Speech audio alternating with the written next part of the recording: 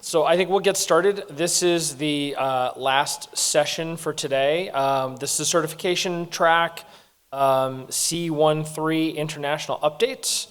Our first presentation here is cryptographic evaluation in Europe is now a reality, the Spanish case. We have Juan Martínez here to speak. He is at jtsec, and I'll let him take over. Thank you. Yeah. Okay. Hello, everyone. It's a pleasure for me to be here today with all of you in order to introduce why today the cryptographic evaluation is a reality in Europe and in Spain.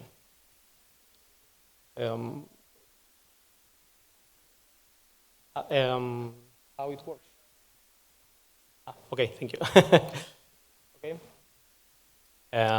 This is me. I'm Juan Martínez. I'm crypto manager at jtsec, that now is part of the A+ group. And during my career at jtsec, I have been focused on FIPS 140-2 and FIPS 140-3 projects, and also in the development of this cryptographic methodology in conjunction with the Spanish CCN. Well, in order to understand why we have developed this methodology, I think it is interesting to perform a quick history review, okay? So, as all of you know, everything started with the government of the United States and Canada when they created the FIPS 140-1, 2, and 3 in order to perform the CMVP and CAVP certifications, considering the guidelines provided by the standard publication, right? If we see the international environment, what we have is that in 2006, it was released the ISO 19790 that was updated in 2012 and also in 2015, to the current version that is being used by all of us. And what's happening in Europe? Well, although in Europe we have several documents related to the cryptographic evaluation or certifications, for us, it requires special mention, obviously the BSI with the AES 20 and 31, and also the SOGIS ACM that specified what are the approved algorithms from the European perspective, or the SOGIS perspective, and also the SOGIS HEP, that is a kind of methodology evaluation for those algorithms. So what we have done in our methodology is, as you will see in the following slides, reuse this European work in order to create our methodology. Well, in Spain, we started having the CCN STIC 130 that is similar to FIPS, including requirements for the certification of cryptographic products, but including also specific requirements for the security, okay?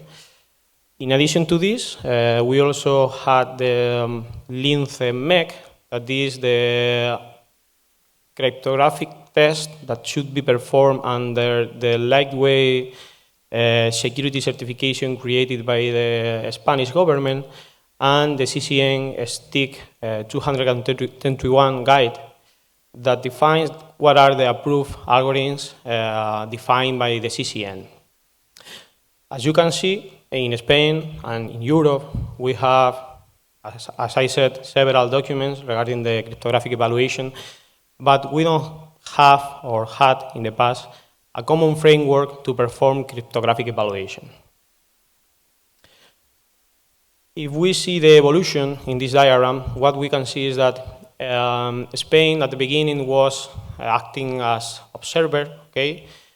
seeing what was performed by the United States, Germany, and the rest of countries from Europe. But now, in the last few years, we are participating actively creating this cryptographic methodology. But well, the goal question, why we have defined this methodology? What we realize is that FIPS and the ISO works very well with cryptographic products that are, or whose functionalities mainly cryptographic operation, such as OpenSSL or an HSM. But what happened with those products that also include security requirements or communication requirements is that we see that for those cases, sometimes it's very difficult to achieve all the requirements required by FIPS.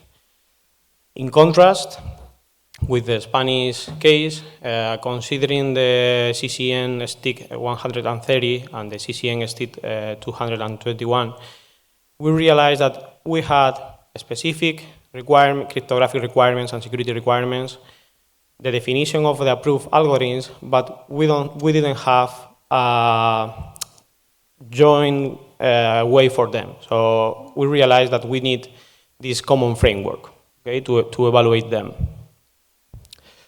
So now that we have answered the old question, why we have created this methodology, we are going to see the composition of the methodology. Okay, we are going to analyze it. This methodology, as I said, has been created as a common framework to be used transversely in common criteria, certifications, in LINSE certification, complementary STIC, or as a standalone cryptographic certification. For this purpose, it defines 3 certification levels, increasing certification levels, and it can be used, as you can imagine, for those products that or whose main core is cryptography capabilities or communication capabilities. Although we will see the code deeply later, this is the main structure of the methodology. The first section contains the specific requirements from the CCN related to the implementation of the algorithms. The second section specified what are the approved algorithms defined by the CCN in the STIC 221. The third section defines the conformity testing that is analog to the CMVP in NIST. And the fourth section defines what are the implementation pitfalls to be taken into account when the module is being implemented. These implementation pitfalls, as we will see later, are related to the implementation and the usage of the algorithms. Okay? And in addition, the methodology includes an annex in order to specify the traceability analysis for each specific mechanism. Okay? I will show you a specific example of this later, and you will understand what is the purpose of this annex. Well, regarding the structure for each section, the approach has been to create a specific evaluation tasks that are mandatory. This means that they should be performed by the tester independently of the module implementation. Okay? And also they are associated to a specific certification level. As you can see in this table on the right, we have certification level 1, 2, and 3. For each evaluation task, we have also defined one or several evaluation tests that should be performed depending on the module implementation. What this means? If a tester or evaluator is performing the evaluation task needed to verify that the algorithms are approved according to the CCN methodology, in the case of the module does not implement AES, for example, the evaluation test related to AES should not be performed. Okay? So this has been done in order to speed up the evaluation process. Well, regarding the certification level, as I have mentioned before, we have 3 different certification levels, and here we have the main differences between them. For the security level 1, the certification level 1, we can say that it is analog or totally analog to the CMVP, because the purpose of this certification level is to verify that all the algorithms are approved according to the CCN requirements, and also to verify their correct operativity using their conformity test, that is the CMVP for us. Regarding the certification level 2 and 3, what we have is that they are almost the same.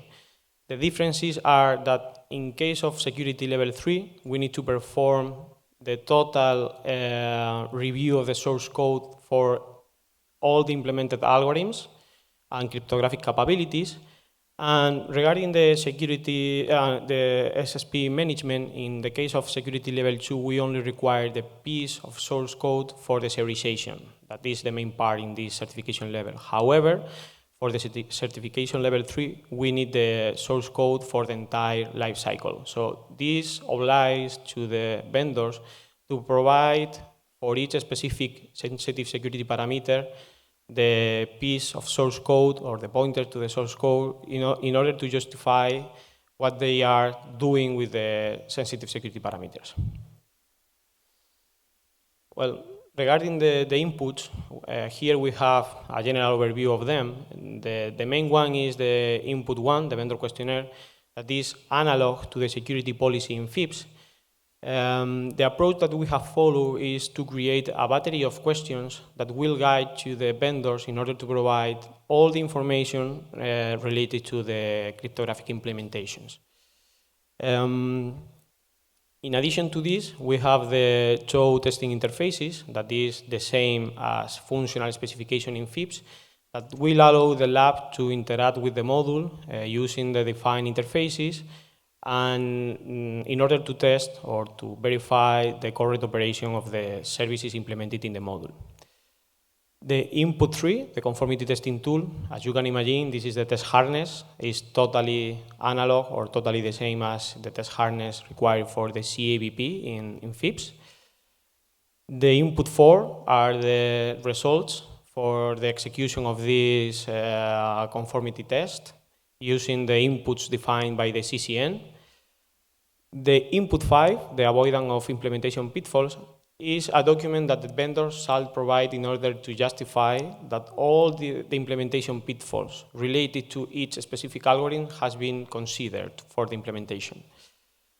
The input 7, the source code, this only applies to certification level 3, but it is necessary in order to verify all the implementation. And finally, the input 7, the RNG vendor questionnaire, it is, as in the same case as for the vendor questionnaire, it is a battery of questions in order to justify that the RNG implementation is conformant to the AIS 20 and 31. Well, now we are going to see what is the content of each specific section in order to give you a better understanding. The first one, the CCN cryptographic requirements, applies to only security level, certification level 2 and certification level 3, and it contains all the requirements and evaluation tasks to verify the correct implementation of the cryptographic mechanisms, the self-tests associated to them, the sensitive security parameter management, and the mitigation of other attacks related to the side channel and fault injection according to the specific requirements defined by the CCN. Okay? So all these tasks depend on what has been defined by the CCN. Well, in this case, I'm showing you an example of the SSP management. As I have explained, it is necessary to provide justification of all the method used to generate each SSP, all the method to input or output them, to storage them, or to serialize them, But it is not enough with this because it is necessary that the vendors provide pointers to the source code or piece of source code to justify that the methods are approved according to the CCN. So this is a strong evaluation task, and it requires the vendors to provide a lot of information.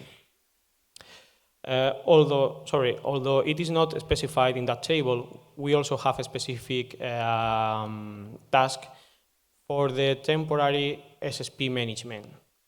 This is different to what we understand as a temporary SSP management in FIPS, because the CCN has defined a specific temporary parameters associated to each algorithm. For example, in the case of AES, we can think on the AES or AES key round associated to each round, the counter or the state for each round, and they should be serialized as soon as they are no longer needed. Okay, so and this happens for all the algorithms. So the approach is a little bit different to what we understand in FIPS as a temporary sensitive parameters. Well, the second section, the CCN agreed cryptographic mechanisms, as you can see, applies to the 3 certification levels. And in this case, it contains the evaluation tasks and requirements in order to verify that all the algorithms implemented in the module are approved. In this case, we also have a difference with FIPS. We doesn't allow to use any or a non-approved algorithms, nor defining a non-approved mode. It is only allowed to use approved algorithms according to the CCN. Okay. In this section also, we find what are the specific evaluation tasks to verify the correct implementation of the cryptographic protocol, such as TLS or EKI, and also the specific tasks to verify the implementation of the random number generators according to the AES 20 and 31.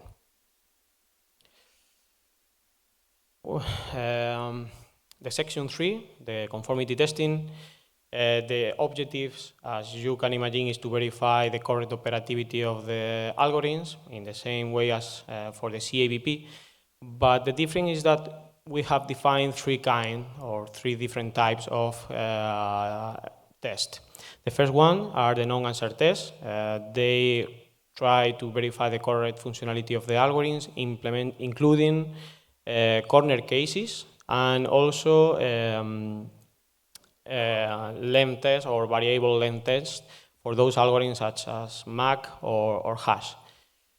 The Monte Carlo tests, they are totally analog to the NIST tests. They are applied to the primitives as AES or hash, or even ECD log or RSA. And the validation tests that are performed for those algorithms in which the key generation, asymmetric key generation, key establishment, or digital generation is involved. As you can see in this diagram, the procedure is totally the same as in the CMVP. Firstly, the lab should generate the JSON files, the requests and samples for the vendors. And after that, we have 2 paths. The first one is generating the lab responsive files using the Bowdoin CCN, that is the reference cryptographic library chosen by the CCN. And the other path, obtaining the vendor results using the DOE, okay, in order to invoke the implementation and obtaining these results. And finally, we compare them in order to see if they are the same or not. Well, finally, the section 4, the avoidance of implementation pitfalls, only applies to certification level 2 and 3. And as I said, in this case, the purpose is to avoid common implementation pitfall or errors and common utilization errors.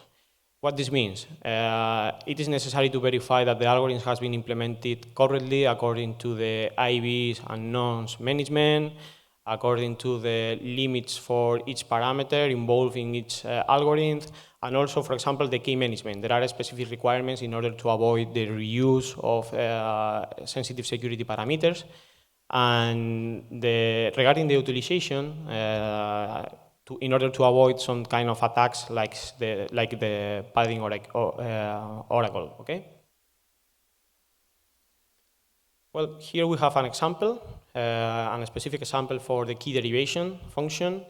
In this case, if we analyze the HKDF case, we can see that these pitfalls requires to verify that the length of the key derived using the HKDF is not longer than 255 multiplied by the length of the block hash used as underlying algorithm, okay? So this is performed as part of the evaluation for the HKDF.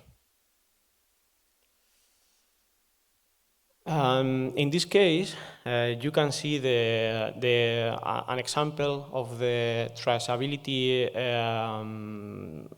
table for the AES GCM. This is what we have included in the ANXA for each specific mechanism. But in order to give you a general overview of what is this, you can see in this table that on the left side we have the specific evaluation task, that if you remember they are mandatory for all the approved mechanisms. And on the right side we have the specific evaluation test that will be implementation dependent, okay? So what is the purpose of this table? It will imply that the evaluators will not forget to perform any evaluation task or evaluation test, and will provide information to the vendors in order to know what are the tests that are going to be performed to the module, okay? And the good point is that we have one of this table for each algorithm. Sorry. Okay. Now that we know what is the Spanish methodology, we can compare it with FIPS in order to give you a better understanding. As you know, in FIPS we have two different phases, the CMVP and the CAVP, but in the case of the Spanish methodology, we have only one phase that is a mix of the CAVP and CMVP, okay? So we don't have separate certification or phases. Regarding the self-test, the particularity in the case of MEMEC, or Spanish methodology, is that we require to perform the self-test for all the implemented algorithms and all the parametrizations, including failure cases, and without specifying when they should be performed, because this relies on the specific certification, such as common criteria, LINCE, or complementary stick. In the case of FIPS, as you know, it defines a specific test for algorithms, for the bypass, firmware integrity, so it includes additional self-tests. But regarding the algorithms, it doesn't require us to perform the self-test for all the parameters. It specified or includes only successful cases, and it specifies that should be performed as a preparational, conditional, or periodic self-test. Regarding the life cycle, the main difference is that the vendor should provide these source code pointers or a piece of source code in order to give evidence or provide evidence for the reasoning of each sensitive security parameters management. For the random number generator, as you know, in the Spanish methodology, we verify that they are implemented according to the BSI standard. And in case of FIPS, they are evaluated under the SP or against the SP 800-90 guidelines. The agreed algorithms in the case of the CCN are defined according to the CCN STIC 221, and in the case of FIPS regarding the SP 800-140C. They are more or less the same, but we have some differences as the definition of approved algorithms by the CCN, like in the case of the Chachapoly, for example, that is needed for TLS, version 1.3. And finally, regarding the conformity testing, as you can see, they are the same, with the difference that the CCN define additional test. And the avoidance of implementation pitfalls, they are totally the same. The difference is that we have a specific section for their definition, and in the case of the FIPS, you need to navigate through the specific special publication and the implementation guidance to find them. Well, now that we know what is the Spanish methodology, we are going to see how the evaluation tool works to perform our conformity test. In the same way as for the FIPS, we have the JSON files, the ACVP tool defined by the CCN to obtain the associated parameters to these JSON files, and also the Bhutan CCN, that is the reference cryptographic library chosen by the CCN. How they are used? As mentioned before, we use the ACVP parser to extract the parameters associated to the JSON files and invoke the Bhutan CCN library to obtain the results from the lab.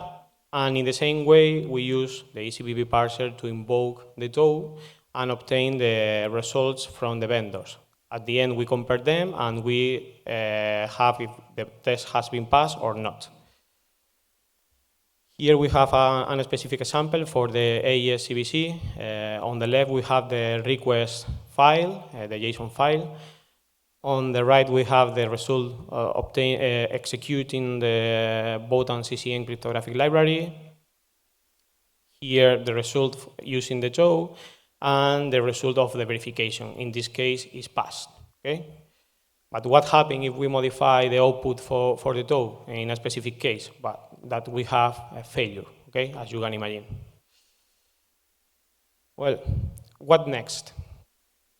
Now that we have the methodology in a stable version with the classic cryptography, we need to work in the new PQC algorithms that has been released by the NIST recently, in order to have the new update for the methodology in the next year, including them, defining the pitfalls, the correct parameterization, and the conformity test vectors.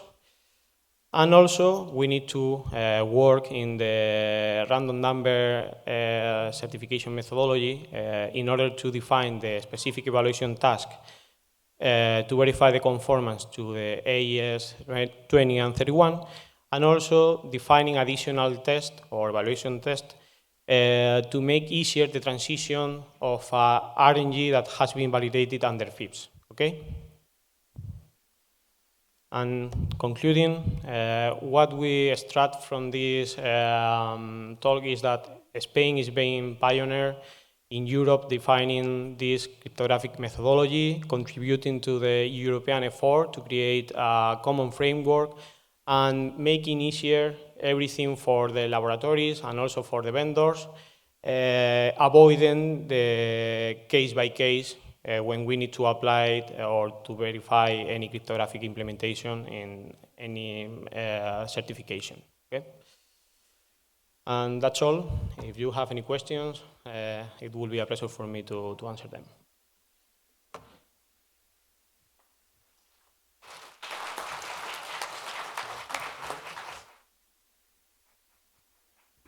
Thank you for that. That was a good presentation. Please find Juan if you have any questions afterwards. So will be our moderator. I'll let her introduce her panelists. While people are settling down, I want to make a couple of announcements. I will make them again at the end. So afterwards will be the welcome reception, which will be downstairs from 5 to 6:30. If you happened to be have signed up for the dine out, that will be meeting at the registration desk at 6:30 for the shuttle bus to take to go to dinner. It will say on your badge if you have it, or you may know if you registered late. Yi, take it away.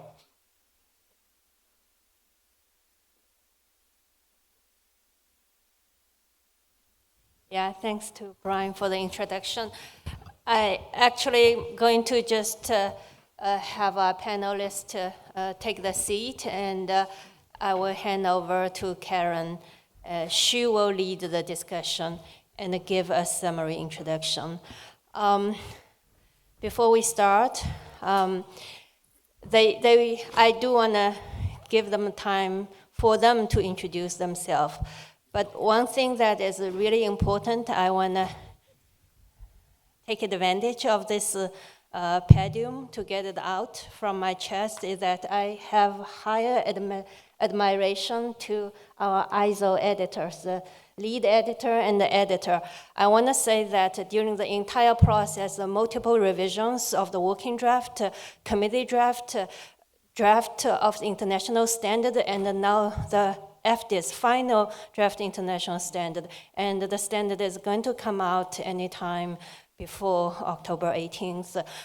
During this long process, there's hundreds of comments, and I learned a lot how they handle these comments.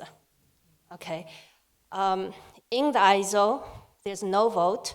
It's all about unanimous agreement. So I'm in the first hand observe how this our editors, higher skilled editors under Karen's leadership, with patience, persistence, knowledge, experience, just over and over again. So I actually learned something from them and I try to apply that to the CMUF working groups. Sometimes we have very heated debate. We cannot agree with each other, so I steal their methodology, and you observe those actually rolled into the CMUF working group. But with that, I'm going to click to the next one and have Karen to introduce herself. So, hi, I'm Carolyn French. I'm the manager of product assurance standards at the Canadian Centre for Cybersecurity. I was the program manager of the CMVP itself for several years. Right now, I'm in a management role, but specific to this, I've been in ISO standards development since 2018, and I'm the lead editor on the revision for 19790, as well as being on the 24759, which is the test methods, as well as a few other sort of companion standards that are being developed at the same time. Hello.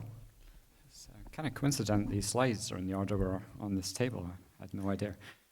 So I'm Costa. I've been working very closely with Carolyn on the updates to 19790.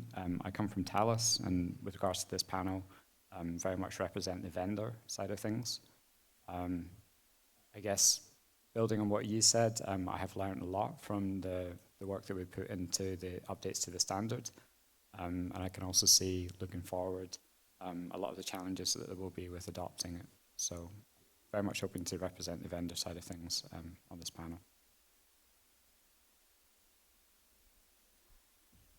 Doesn't look like we've got the... Is the mic on?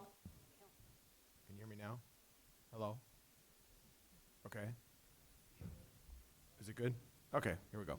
So yeah, I'm John Rolf. I'm the current director of NIAP, the Common Criteria Certification Scheme in the U.S. I'm working with NSA for about 35 years now, over 35 years. It's all been in cybersecurity. So I'm happy to be here and comment on standardization in the community and how we can leverage that.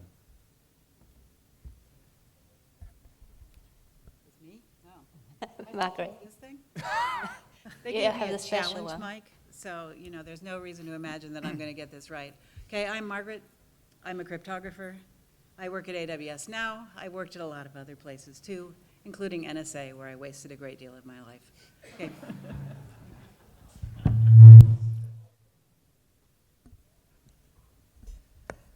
All right, here we go. Yes, my name is Tim Hall. I'm the group manager for security testing, validation, and measurement group at NIST. I'll just read it.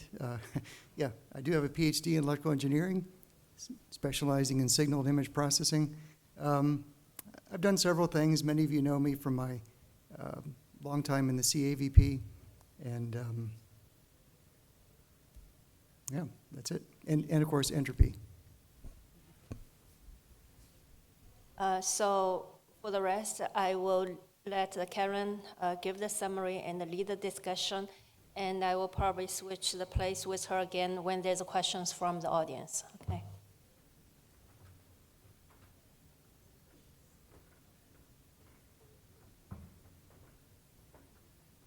Okay, so I'm going to go through sort of a summary of what we've put into this next version of 19790.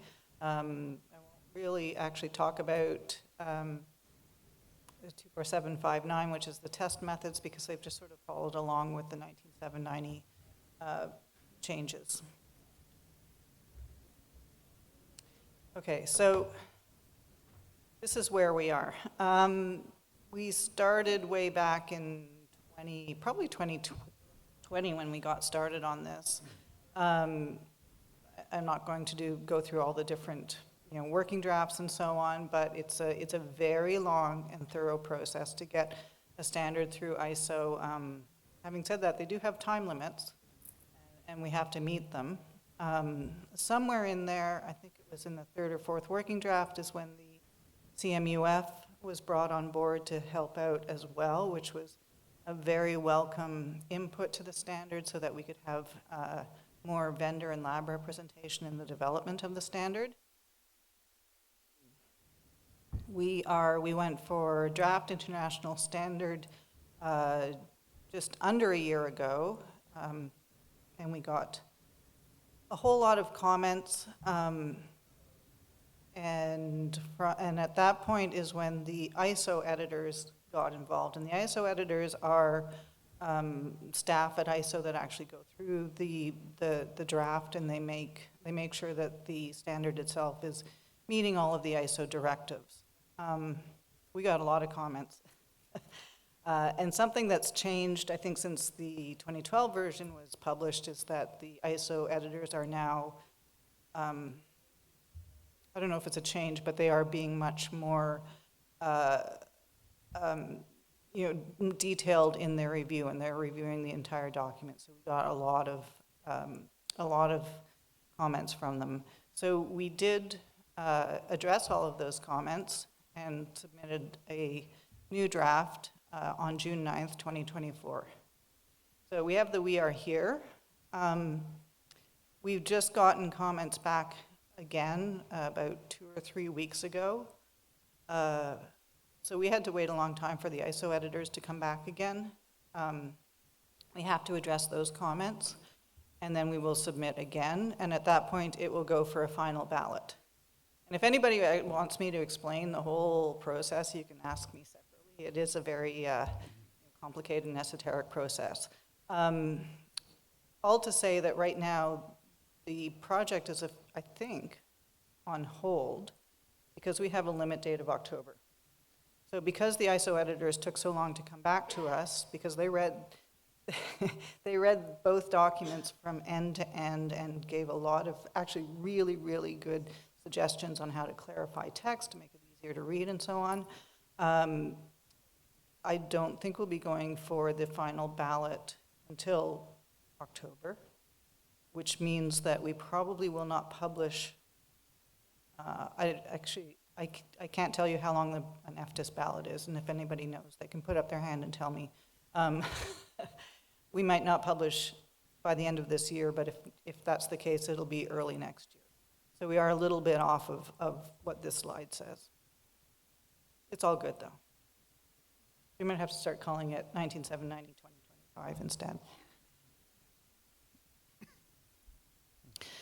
So some high-level principles on how we approach the revision of the standard. We wanted to, early on, fix technical issues and issues of clarity. Now, we opened up the project not long after the CMVP started using the 2012 version of the standard, and we were finding little things that we wanted to fix. So it's like, okay, well, let's start this now, and we'll fix these little things. I know there's one requirement in particular about self-tests and integrity tests that was very unpopular that we wanted to fix. We also wanted to remove redundant requirements, out of date, anything that's not useful, as well as update it for new technologies and changes in technology. And And we have done that. I think that the new standard is clearer, it's better organized, it hangs together better than 2012, and it is mostly backwards compatible. One exception that I know of, but there could be others. So I've got a couple slides of the major updates, and then I'm going to be going into details on some of them. So improvements of degraded mode and error state, we made some changes to those to make them more localized. We've introduced a concept of secure containers that I'll go into as well. Also a definition, a formal definition of internal protected paths, which was something that was always kind of FIPS lore before about, if something was encrypted, it didn't have to be physically protected, but that wasn't written down anywhere.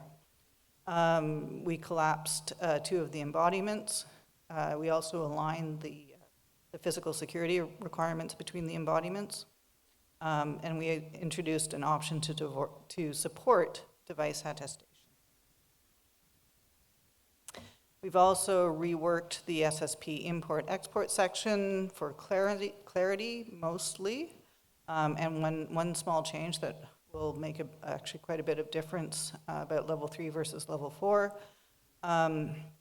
Another big change that was kind of prompted by the attestation, but was also an acknowledgement of, how cryptographic modules are used, is the introduction of the allowance for vendors to define some SSPs to be exempt from zeroization. And I'll go into more of that later. Zeroization of public keys. This is, again, I'll go into this later, but this is the one thing that might make the standard not backwards compatible.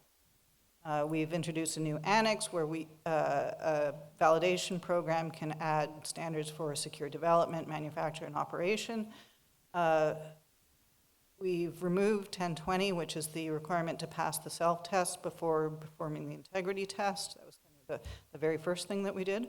And the other big thing that's happened is that we've converted the standard to XML to support tooling. So that was one of the really big lifts that we did this year. And we took the standard from a Word document to, and it's all in XML now, and it's all using identifiers, and it's all one thing. So hopefully this will be a lot easier to integrate into tooling and at the labs and at the CMVP.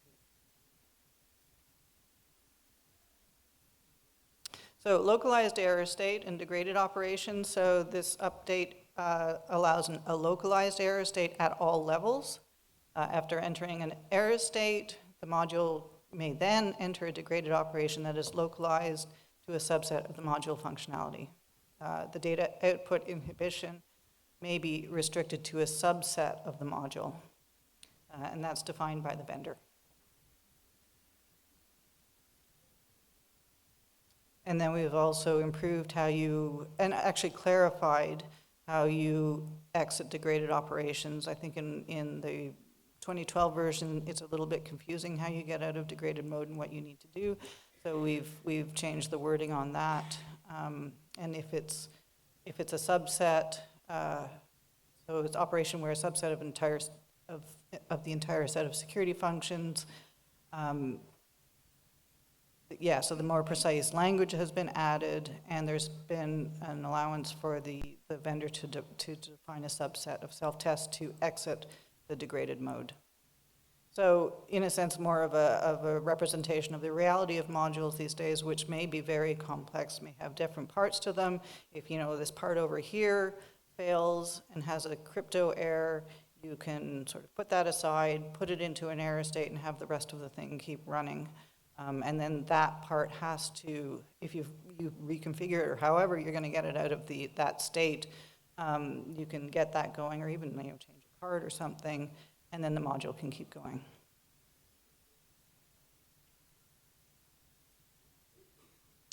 Introduction of secure containers. This is an interesting concept. This is also at all levels. This is like excluded code or excluding part of the module, but it's not the same thing. This is a much more flexible tool for vendors. Code can be loaded into the secure container.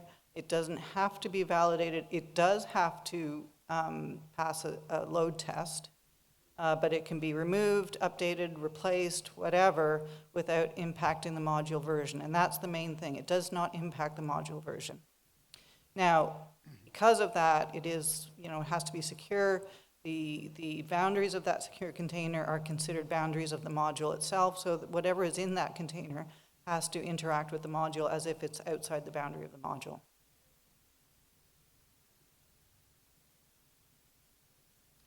Protected internal path is a pretty simple concept.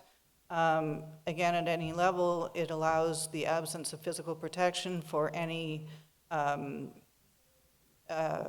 or circuit that uses cryptography or approved cryptography to protect the data while it is transversing the module between two chips or whatever.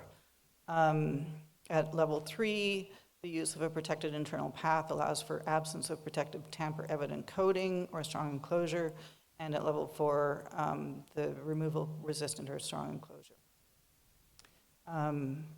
The other thing that we've done and that aligns the physical protection requirements between single chip and multi-chip. I think one of the things, going on to,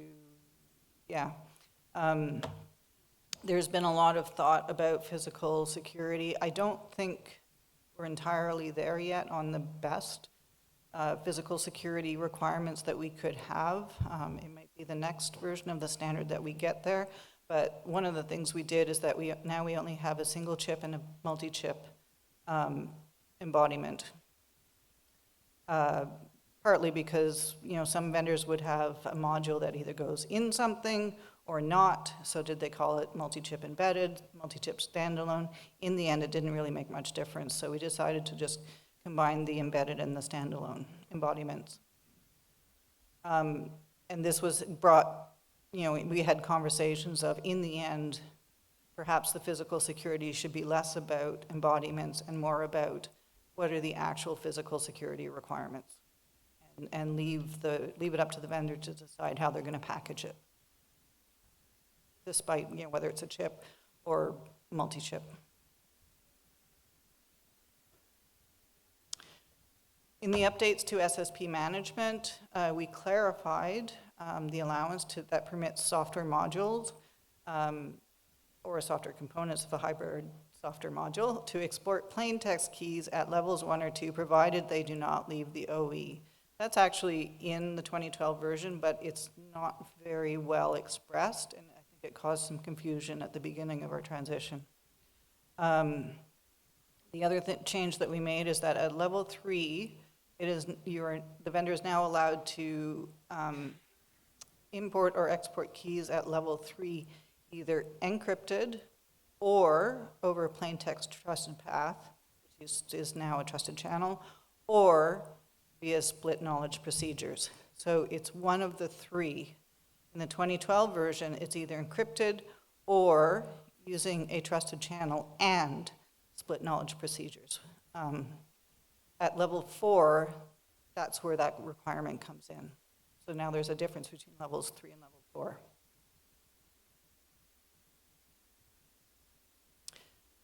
SSP is exempt from zeroization.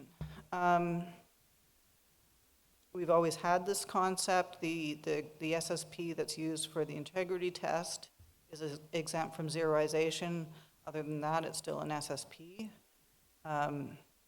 We've just generalized the allowance that permits the vendor to define any other keys that they think are important to the module, and that they do not want those keys to be zeroized with all of the other keys. And it kind of brings up the idea of how a user uses the module versus how the module itself or the vendor protects the module.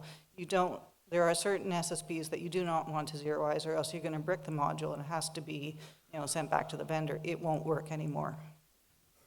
Attestation service is one of those where you need to have a private key on the module in order for attestation to work. If it gets zeroized, attestation won't work. This is something the way that it's expressed in the draft standard is very high level. I'm going to put it out there that the CMVP will probably have to put out a lot of guidance on this because it's kind of a vague requirement, but right there, it actually, there was a lot of discussion on how to express this requirement. There was a lot of back and forth, and we finally came up with, I think in a way, a rather elegant way of handling this. But it just goes to show, I think if anybody's listened to me, like 2 years ago, we were talking about manufacturer SSPs. That idea is gone. It's just now the idea is simply that the vendor may say, okay, I need to keep this key around because if it gets zeroized, the module is unusable.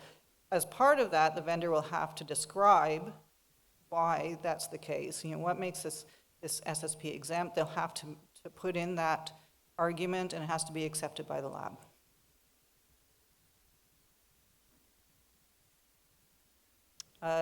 Zeroization of public keys.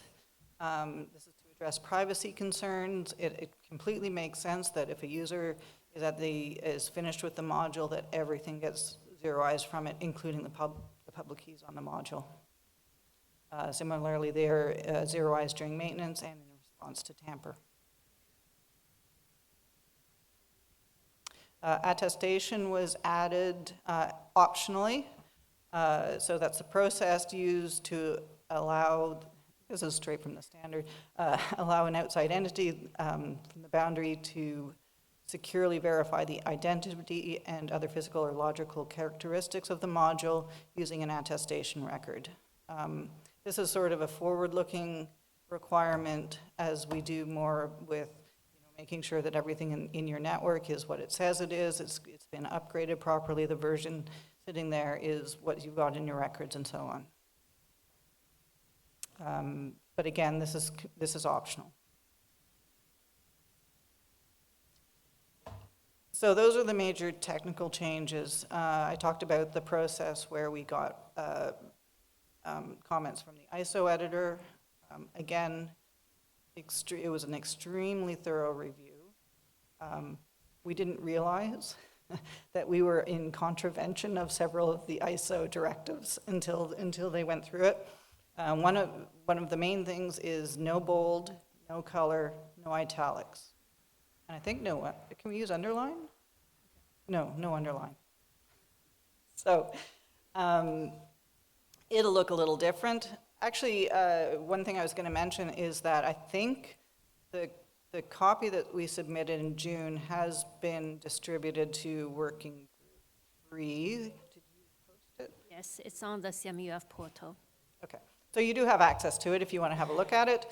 It does look a bit different. There was a lot of comments about wording. We have to be careful that we don't change the technical meaning of things, but there was a lot of suggestions about how we said things. You know, your sentences are too long, can you break it up? And sometimes we said no, because this is the requirement, and if we break it up, then it kind of makes the testing tricky. Funny things that I still can't get my head wrapped around is the use of can versus shall versus may. One of the other big visual things is all of the tests in 24759 have been moved to tables. So that's going to look pretty different. The content is the same, but in order to preserve the numbering that we're using, we had to move it to tables. And the other thing is that we've got each requirement is numbered. They very kindly let us keep that. They wanted to take it away. They let us keep it for now. In the next version, they may have come up with something different. I think they're working on ISO-wide, something more consistent, but we're allowed to keep it for now, which is good.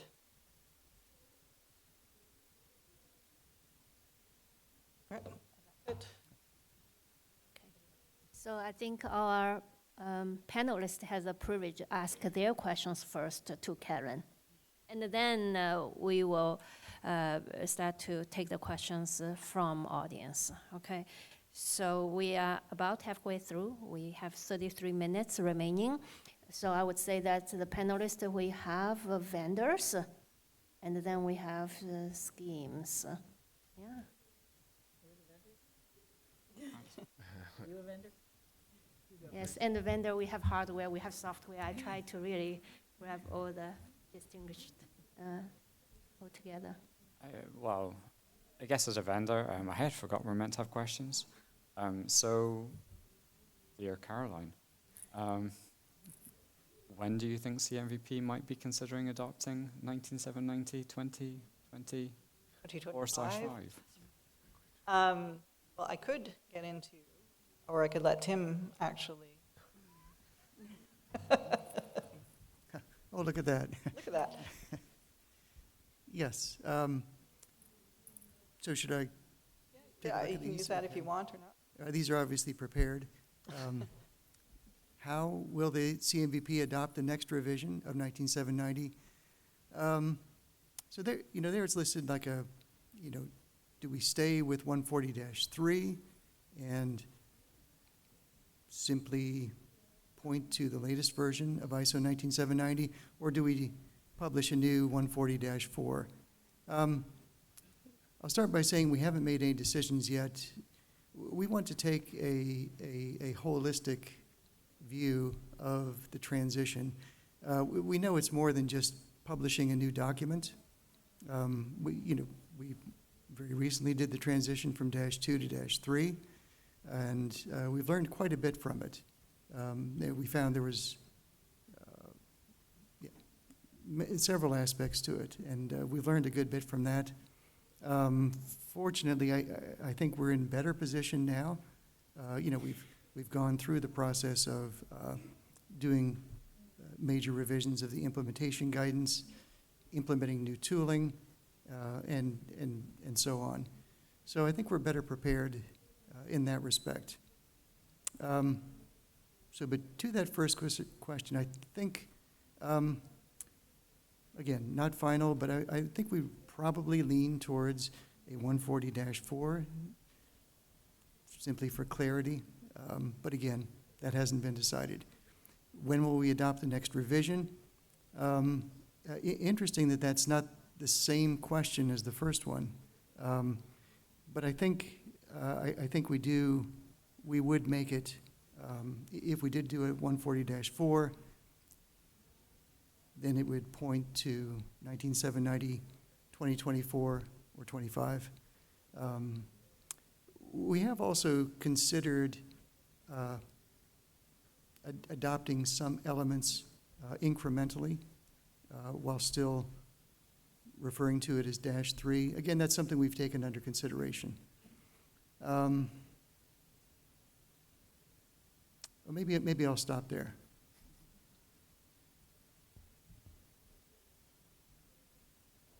Yeah, I mean, referring to the CMUF group, that may be for someone else to talk about. I think there are some other slides that are pre-prepared slides. Won't necessarily. Want me to jump go in. to those? This is Oh, about potential timelines, but but this is once the decision has been Yeah, made. I'm happy to talk about this, though. So this is simply the same, the timeline we used for the -2 to -3 transition with the, substituting the version numbers and dates. So I'll just run through it.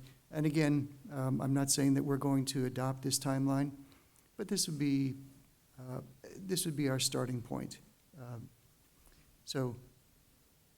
Again, if we did a new FIPS 140, that would, we would draft it, send it out for public comment, go through that process. It needs to be signed by the Secretary of Commerce. But on day one, it would be published. The 6 months effective date,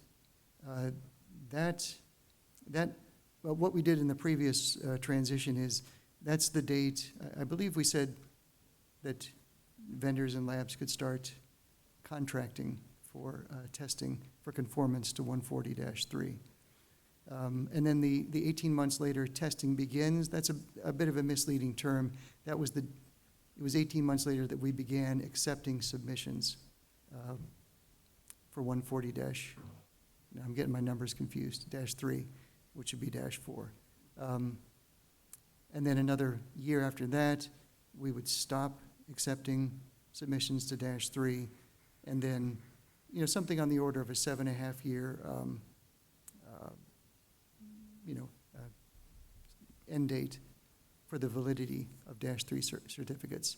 Again, that's a starting point, and we may adjust that, you know, based on our analysis. I think just to respond from a vendor perspective, there's really three things from a vendor that we'd ask for. One is, I guess, predictability. So we have a fixed timeline and we can work for it. From a vendor perspective, we're quite often working on modules that are 3 or 5 years in the future, and being able to predict which requirements we can take advantage of or need to cater for today is important. I think it's covered here, but the second thought is transition. So even though we want to know and need to understand what requirements we need to meet in the future, there are going to be modules that are designed against historical requirements that possibly can't be updated, but do need to refresh and add features. So having some kind of practical transition period between one version of the standard and the next version is critical to the community. And the third thing is just really making the transition together. So leveraging the community to help CMVP make the transition, help. I guess from a vendor perspective, you're going to find areas where vendors are very much engaged and willing to help. And there's areas in the new version where, say, for example, providing more definitions around the zeroization of SSPs and what can be exempt, or what requirements are suitable to provide isolation when it comes to secure containers. These are things that vendors in the community are going to be very happy to be engaged on trying to help shape and define the requirements. But then there's going to be other parts of the transition, like updating Web Cryptic or working out what other reporting, where that's not necessarily a vendor thing, but maybe test labs might want to be involved in that. So finding the right fit for the community and the right parts of the transition is an important thing. Yeah, and then Margaret, you want to add on from your vendor's perspective? Well, I was just going to say, this thing working? Closer, maybe. What do you think? Does this thing work? Or shall I just project or holler into this thing? I think from our perspective, we just have to know what it is we've got to do and by when we got to do it. And we'll let you know if we think we just plain can't. And so when I look at some of these, most of the stuff looks completely doable. Like from the broad perspective, this all looks doable. We just need a nice, good lead timeline to know when and why and how long. I don't know the details, though. Will we run into something that actually is a lot more complicated than it looks on the face of it? So I think we're going to need to be more engaged in the back and forth there, because frankly, I just don't, like zeroizing public keys, sure, I'm pretty sure we can pull that off, but I'm not sure about everything. And that's fair. I think even with the 140-3 transition, everybody had read the standard, and they went, yeah, it's good. And then when they actually started implementing that, they went, oh, wait, or, come to the CMVP for guidance. And so it would be nice to anticipate a lot of that as much as possible. I doubt that we can, because there's always going to be something that we hadn't thought of. The one thing that's different here is that with the CMUF being engaged in the standard development, hopefully that part of it will be a little bit easier, in that we can go through together and say, as Graham said, we can come up with the IGs together to say, okay, we need to do guidance on this, and we can do it as a group. And the vendor community, or the CMF community, with the labs, was fantastic with the transition to -3. They helped with training, they helped with IGs, and I think we can do the same here. And hopefully, and also these times are based on the -3. They're not set in stone. We can also discuss that as well. I think that's going to be, once the standard is published, a lot of that will be the first things getting defined, like the timeline and just the basic, how is it going to get published and adopted by the CMVP. I think there's another slide on transition Yes. items. There is. There is. I think to add, on the transition and things that need to happen, I think there's some things that need to happen for day one. So, you know, you need to have the ability to enter things into Web Cryptic. We need to have guidance around array requirements that are purposely in the standard. But there's an awful lot that can wait till later. So there's things like we've left blank annexes. Generally, our solution to how to deal with consensus when no one can agree is like, well, let's just leave a placeholder and you can put your requirements and you can put your requirements, and then you can all do different things, but if we can't agree on a single requirement that we can put in there to start with. But I think for things like that can wait. It's kind of like a priority too. So requirements for attestation, requirements for development security, linked to the presentation there was next door to do with authentication, and where there was a lot of disagreement around things like multi-factor authentication and what exactly was multi-factor authentication, where certain validation authorities have a weird view, in some people's opinion, of what multi-factor authentication is. So there's now placeholders there to say you need to do multi-factor authentication or something else as approved in an annex. And there are other things that can be added to future work to work on and agree requirements as replacement requirements where the standard allows it to happen. Mm-hmm. Yeah, so John, if FIPS transition to the next revision, how would that impact NIAP's work? I figured I'd get drawn into this somehow. So from an NIAP perspective, it's, you know, we've leveraged and try to be consistent with other processes in the government. The goal is to not, you know, create reuse or you know, repeats. So in this case, you know, we already have NIST and their processes of how they get there. So as we look at this on an international scale, some to me, as I'm watching this and looking, I'm gonna ask some stupid questions. So are there any crypto callouts in this spec?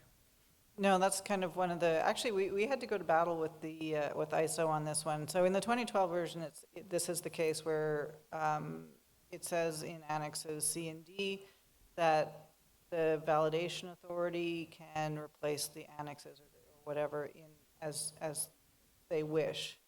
We kept that for obviously for our new version, and we had to do a little bit of negotiating with ISO to let that stay. It was actually, they were like, well, how can you have a standard that doesn't have any requirements, like, you know, cryptographic requirements? So we had to negotiate that a little bit. It is still there. That is one of the fundamental, like, that's a deal breaker. The CMVP will not use a standard that has specific cryptographic requirements in it that has not been, you know, set by the CMVP. That's one of the main things. So the CMVP will have, and if you look at the 140-3, the annexes are set by the CMVP and has all of the NIST algorithms in it. So as you look at that, then it's each of the national schemes has their authority to call out the crypto.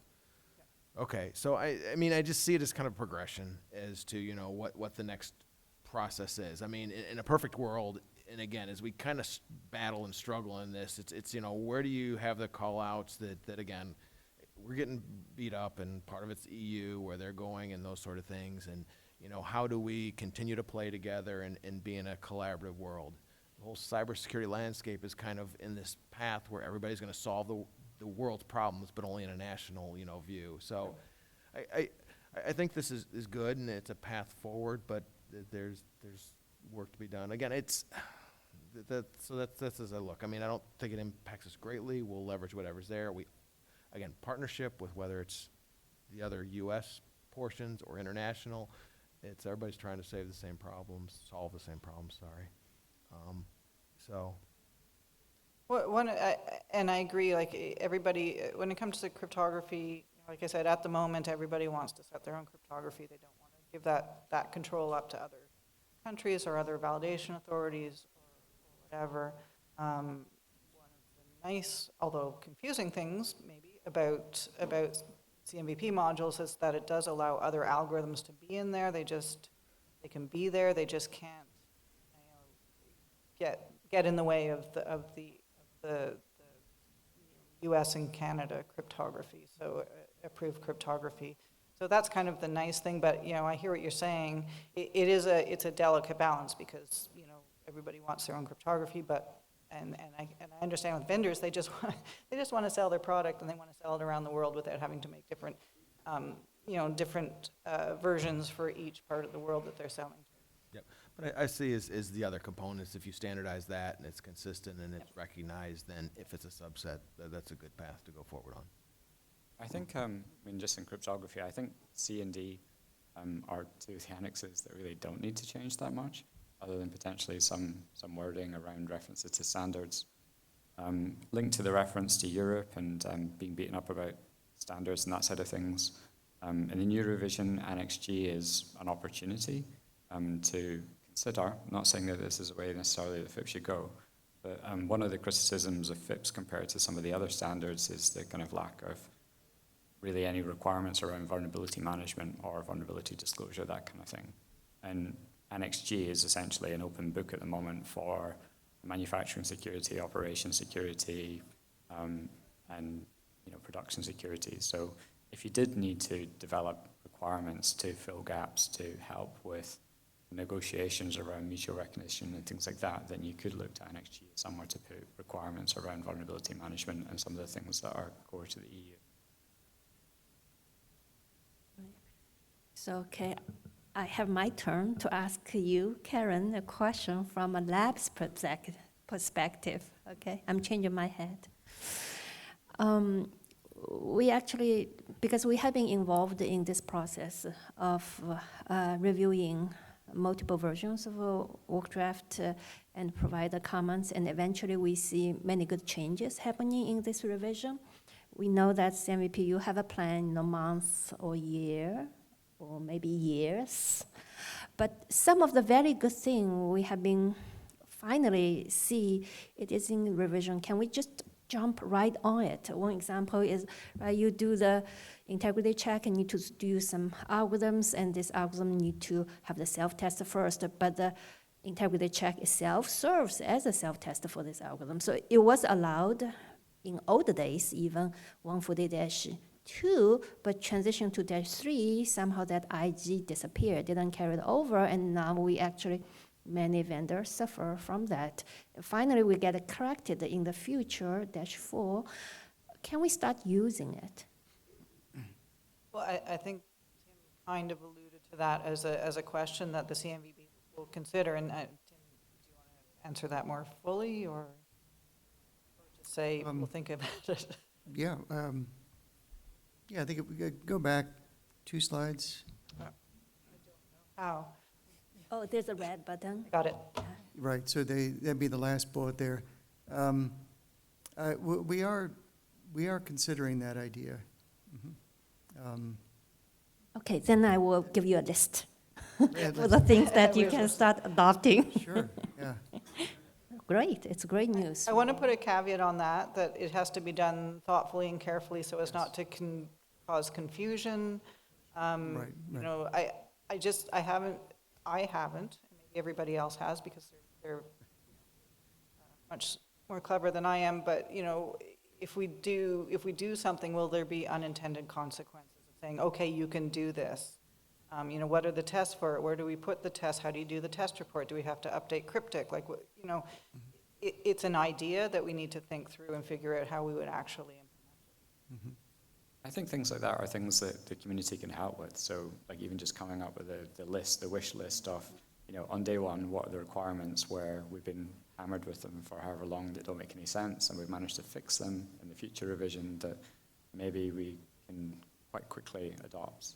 And I kind of respect the position for CMVP with they're allowed to, they essentially have to go with the requirements in 19790. They're not allowed to change them, and they're not allowed to say, oh, yeah, for us, for FIPS, we'll just ignore that requirement. And so there's a number of requirements that we've had with the adoption of 19790-2012, which didn't work out and conflicted with FIPS 140-2, and where that's been fixed, and everyone's agreed that that was a silly requirement, we're going to move on, we're going to get rid of it, or come up with a sensible one. It would be really great if we could come up with a list of things that people wanted to transition sooner rather than later, and have that to then have those discussions about what's reasonable and what's not. Earlier. Okay, if we can have an open discussion, I will start a discussion thread on the CMUF, and everyone jump in. Okay, so We slowly replace the entire standard with the new one. type of transition. Okay, I guess then we will open floor for discussions, and thank you very much, Carolyn.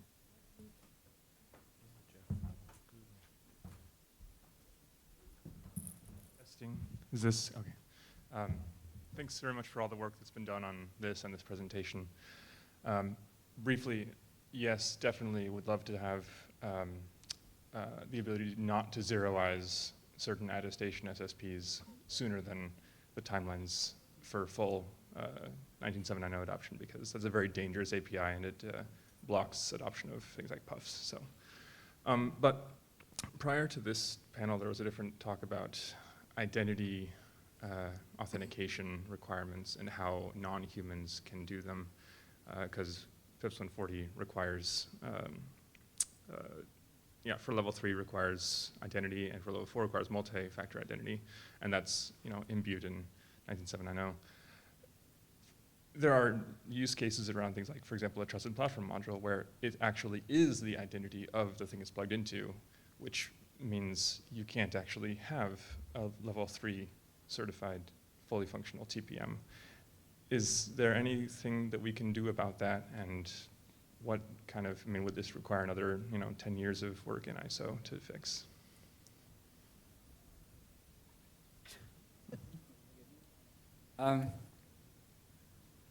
So I think the times for change in ISO at this point are gone. So there's like no opportunity for anything other than editorial changes. I did listen to some of Marcus's presentation, but skipped it before the end. I guess not solving the level 3 question, but for level 4 and the multi-factor, the whole idea was to leave a placeholder there so that we could take the discussion into CMVP. And the whole thing with multi-factor was just a hugely contentious topic across lots of different stakeholders and lots of different countries, and no one could agree. And so really the kind of compromise position with that one was to kind of leave the option so that it was multi-factor or something else. The general thing around, can you have a level 3 module but have authentication that's not identity-based? It's a tricky one, and it's one of these things where, to an extent, at the moment, 19790 is a full set of requirements. You either comply with your module or you don't. It's very different to FIPS and not FIPS, common criteria, and CESIP and other things where you have a catalog and you can say, well, this requirement makes sense for me and this one doesn't make sense for me, and I'm going to create a profile, and for this type of device, this is my set of requirements. I think to fully get the standard to kind of fit all the different technologies and make sense for them based on what the real world threats are, kind of needs a ground up rethink of 19790, and the fact it's a flat set of requirements that apply to everything is there's always going to be something that doesn't work. And the kind of odd thing with the level 3 thing is that it's more the desire to have a level 3 module overall, and where the security level requirements today are that you need to meet level 3 across all the different levels. So if the TPM modules fall down on how they do authentication based on the TPM standard and they can only really do level 2, then they get stuck with being level 2. There was an attempt earlier on, although it never went anywhere, to try and say, well, this whole thing about levels just causes us problems. Like the idea of a level 3 module and meeting all the level 3 requirements. Really what's better would be that if modules not good for customers, kind of accepted from a vendor perspective, they understand 1, 2, 3, 4. They don't really understand, well, I'm level 1 in this section, level 2 in this section, NA in this section. It all becomes very complicated, but it is a lot more flexible, and then it pushes devices to basically claim what they do. So, if I'm a bootloader, rather than trying to come up with really strange arguments or I do identity-based authentication, I could just say, I'm a bootloader, I implicitly trust that thing over there that's talking to me. I'm level 1, but because of the desire to have level 3, we have to try and jump through hoops to say, well, how does identity-based authentication work? So, Can I? Not really an answer. So you actually said a lot of the things that sort of popped into my head. It's in some ways it's almost about the client education, saying, well, what do you actually need? And I know that's a hard thing to say. Like, why do you need level 3? And what is it about level 3 that you need? To Graham's point, the standard actually does not require an overall level. It only requires each section to have a level. So the fact that there's an overall level is actually the certification body's choice. So the certification, so that's getting beyond the standard itself. So how that's implemented is up to the certification body. The standard does actually not require an overall level. And if you get away from overall levels, then you get into what Graham was saying is like, well, I'm a TPM or whatever, so I do this and this and this and this, and I meet what is needed for this particular type of module. So that sounds very much like what NIAP does. They do the protection profile thing for each type of the product. And I think we may be able to follow some and have similar thing for the module validation rather than have an overall level. Maybe make more sense. You do mix and match and pick a level from each area. I think package them together for this type of module. I think one of the challenges is how do you modify 19790 and FIPS and not end up with common criteria? So, we already have this standard that has modular security requirements and protection profiles and all of these things. It's a limitation of FIPS. Maybe we should all just stop doing FIPS, but it's... That's why we have John here. Maybe he can say how they do it for protection. I remember back 2014 was a big switch when the CC is from level 1 to 7, and NIAP say, no, we do the protection profile. We don't care about the EL levels. We've got Margaret here too. Too bad her husband's not here, and he could give you the whole history. Both of you. Wow. So I'm not going to go in, but yeah, I think it's a different framework versus standards for module certification versus common criteria. So, but I want to make sure the other people have time for questions too. I just had a comment on this. I actually think that the fundamental problem there is more about the types of authentication and authentication for non-human operators. And I think there's actually an opportunity there to kind of clean that up, fix that without having to influence ISO 19790, but instead go into, 140E, I think, which is the type of approved authentication mechanisms, and provide more clarity on what does it mean to do authentication for non-human operators. We just right now kind of hand wave and say, oh, it's kind of like these things here, but those things that are that are already in those specs are still very, very human operator authentication centric. I think having more examples around what does it mean to authenticate non-human operators would actually help provide a lot of clarity to fix some of these kinds of things for TPMs and other things that are trying to do what is identity authentication for a system, right? Yeah. So just a comment. I didn't know I asked the question. But. I think with that one in particular, I mean, like 140E has kind of been this thing that's sitting there that doesn't really serve much of a purpose today. It's got very loose reference to 63B, but it's informative. It's not normative, but you can have to justify why you don't comply with the requirements if you don't. I mean, there is an opportunity for the community to get together to propose a new 140E, and we've seen that work quite well within the CMUF and vendors and labs engaging with CMVP to develop something that then goes into CMVP world. But it's really finding people who have some heart of some description that they actually want to put time into fixing this problem, whereas there's a lot of people that do FIPS who we just want to do FIPS, do the requirements, meet the requirements, get the certificate, move on. So it's if there's particular pain points for vendors, be it machine authentication at levels above 3, or forming up requirements around identity-based or role-based, and when does role-based or when does identity-based become role-based if you've only got one identity, and all this kind of thing. So there's an opportunity for the community there to work together on that standard, but it's been a long-term acknowledged difficult area where the wider NIST standards linked to authentication don't necessarily fit well back in with the cryptographic module world. Yeah, thank you very much for your comment. We have 4 minutes remaining. We'll take last question. Alex. Hello. So I think this is a pretty easy question, but I remember last year there was a presentation, I think, from Graham about the differences, like specific, a number of assertions and TEs that were, changed or modified from a previous version to, the current version that was, being worked on. So I guess from a, practical perspective, is there any ongoing work around sort of clarifying the exact differences between the standards. Obviously, Carolyn had, some sides up about, sort of high-level differences, but just kind of more of a, concrete, sort of holistic,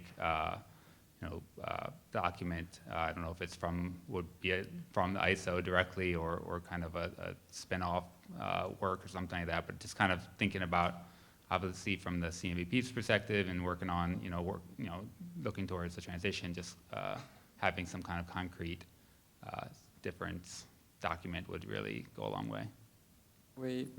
Again, it goes down to motivations and engagement. So like with common criteria, there's like a sister document there that explains the differences between previous versions of CC and new version. When it comes to 19790, it's like, well, what's the motivation? There's huge amounts of effort go into writing these things, and there's a lot of time needs to go into working them through to actual standards. I guess one of the things with like everything becoming XML, maybe a machine can solve it all for us and tell us what the differences are. But there's nothing today is a simple answer that it goes through. But for sure, that's something that as we look to adoption of the new standard, we need to get down in the weeds and say, well, what are the exact changes and how does that need to be reflected in different things? But today there's not anything authoritative that says, to be honest, the standard's still evolving. We still have to deal with like 200 comments from the editor not long ago that, do strange things, split requirements, make things look very different, change numbering and other things. So it's not yet, it's getting close to being like static, where you could consider saying this is it. And hopefully now, when we address the second round of comments from the ISO editors, we should kind of lose the plot if we get a third round for some reason. But I hope that that's it, and then we can start then getting into the weeds with saying, well, it now makes sense to invest the time in doing the diffs and the detailed stuff and writing the guidance to say exactly what's changed. Right. But for all of these things, there needs to be a reason to do it. And if it's community driven, then there needs to be someone who sees the benefit to doing it. We'd all love for CMVP to do it and tell us what's changed, but we all know you're very busy and we would like you to focus on solving other problems first. So it might be as a trade-off that vendors and labs get involved in helping to do that work, and maybe divide and conquer, similar to what we did with the training in the CMUF, and different people take different parts and do a deep dive on what's changed for physical security or what's changed for authentication.